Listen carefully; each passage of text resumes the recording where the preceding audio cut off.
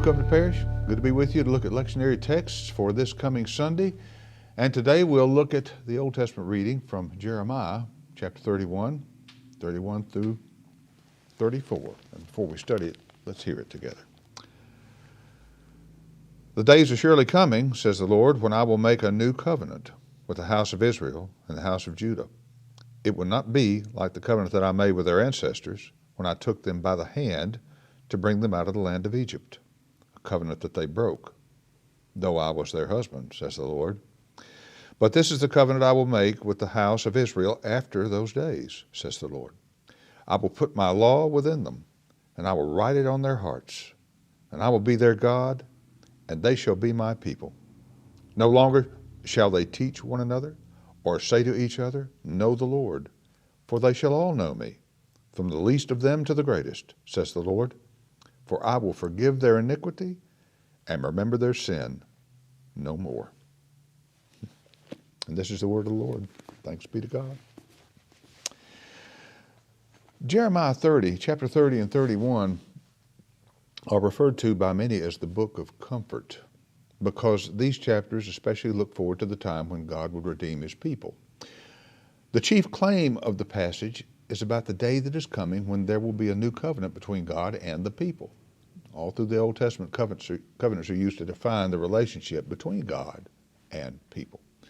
These covenants are not like our modern contracts, which are agreements negotiated by two parties and entered into willfully. Biblical covenants are a lot more unilateral, with God being the much more powerful partner in the agreement always.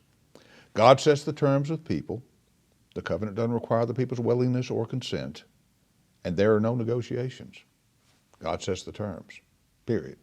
Pretty simple. And this new covenant will not be like the one God made with the people when they were slaves in Egypt, as it says in verse 32. The reference here seems to be Exodus chapter 34, when God gave the Ten Commandments written on stone to them through Moses. In Exodus, God makes a covenant with the people. He'll do miracles for them, but they must not worship other gods. And in verse 32, God says this is a covenant they broke. But in the new covenant, God will place the divine law into the hearts of the people. The law will now be written not on stone, but on their hearts. This prophecy doesn't tell us the content of this law. Is it the same law God placed on them in Exodus 34 or something different? Well, we're not told. But God does tell us the founding principle of the new covenant. I will be their God, and they will be my people. Now, God and people are said to be belonging to each other. Now, and this is a frequent theme in Jeremiah. See it in chapter 24, verse 7, and chapter 32, verse 38. You want to read them and look them up. The new covenant emphasizes the parties belonging to each other. And that's really stressed with the heart writing of the law and not the stone writing like given through Moses. Now, the law of God's instruction, laying out the details about how God and the people's relationship should work, is now, to take the text literally, inside the people. It's inside their bodies. And thinking about this, it's been wondered.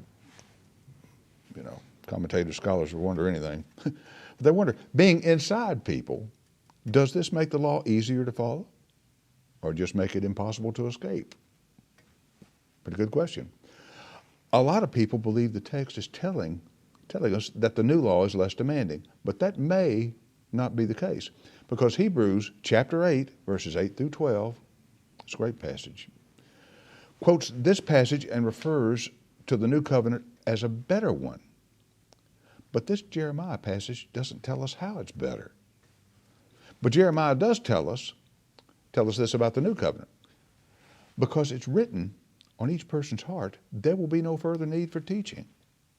Now, verse 34 says, everyone will already know God, so no teaching is necessary. And this expectation almost makes the passage sound utopian, doesn't it? An image of perfection? Because it always seems like humanity needs instruction, and a lot of it, to follow the way of God. But Jeremiah insists that this internal knowledge of God will be given to all people, from the least to the greatest. No more distinctions between rich and poor, urban, rural, rulers, and the lower classes. No distinctions of class or privilege. Education no longer divides people. Knowledge of God will apply to everyone. No one left out. And in the new covenant, God will forgive iniquity and will no longer remember sin. It says that in verse 34. The new covenant seems to really emphasize strongly a change in God's intentions about us. Emphasizing God's nature of forgiving rather than accusing. Also, maybe the new covenant is reflecting a change in the expectations God places on people. If God's instructions for living are written on everyone's hearts, will sin become a thing of the past? Entirely removed from God's presence so He won't need to accuse or judge us? Well, that truly would be a view of a perfect utopian world. But so is the idea of a world where no teaching about God is necessary. It seems like the power of this prophetic vision isn't about the ease that it might be accomplished.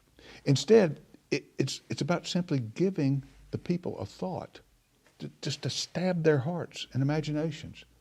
Just imagining a world without sin challenges our ability to believe such a thing could come to pass. But this is an important part of the vision Jeremiah is showing us here. And thinking about our Christian faith, we have to consider how the new covenant can be fulfilled in Jesus. Now in Hebrews 8, this Jeremiah passage is quoted in its entirety, making an explicit connection between Jeremiah's vision and the ministry of Jesus. But Luke's version of the Lord's Supper quotes Jesus saying, "This is the new covenant in my blood." That's Luke chapter 22.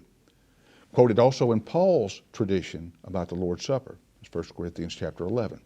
But the new covenant of the Last Supper and all other communion traditions don't share any other words connected to Jeremiah's vision at all. The role of the heart, the absence of teaching, the forgetting of sin are not found in Luke. Matthew chapter 26 verse 28 talks about the blood of the covenant, but Matthew doesn't call it a new covenant. And this makes it not seem likely that the Lord's Supper traditions were an intentional reflection of Jeremiah's new covenant. So, what is Jeremiah's utopian, idealistic vision pointing us toward? He seems to be just wanting us to catch a vision that's still in the process of being realized. The work of God's law being written on our hearts may be ongoing, even if we haven't reached a day when teaching is not needed. And the day when sins are forgotten is a day for which all of us should hope for, wait for, work toward. Because, well, it says right here, those days are coming, says the Lord. Thanks be to Him. Good to be with you today, my friends. See you next time.